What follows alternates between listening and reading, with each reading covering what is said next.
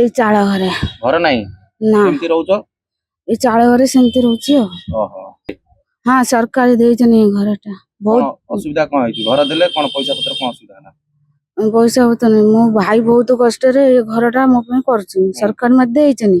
गगन बोली गोटे पिला ए धमक दउछि कहछि पैसा दियो नले मु तम घर करे देबिनी लांच मागुचंदी हाँ केते टका मागुछन 15,000 आज्ञा मोर विषय कहले मोर जने भौणी अछंती दिव्यांग मानसिक विकृत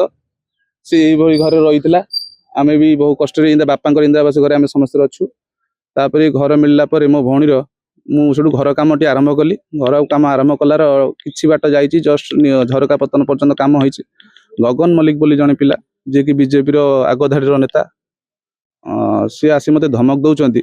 जदि 15,000 टका मते न दबु मु तो घर बिल करे देबिनी कि तू कौन प्रकार साहाय्य गवर्नमेंट साहाय्य पाई परिबु नाही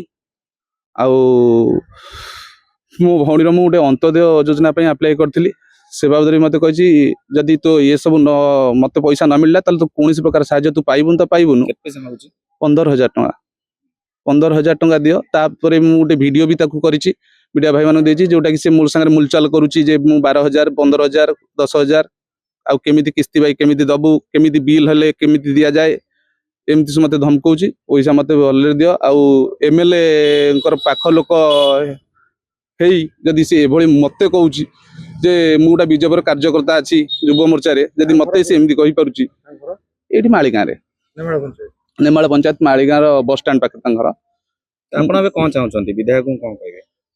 मोर देखिबार खाली बाकी रहिला जदि मु बीजेपी कर्मी है कि जदि मत एभली भाव में जने शोषण करिया पई चाहउछंती ताले माननीय विधायक आ प्रति कौन कार्यानुष्ठान नौचनी मोर टी सेटा देखिबार अछि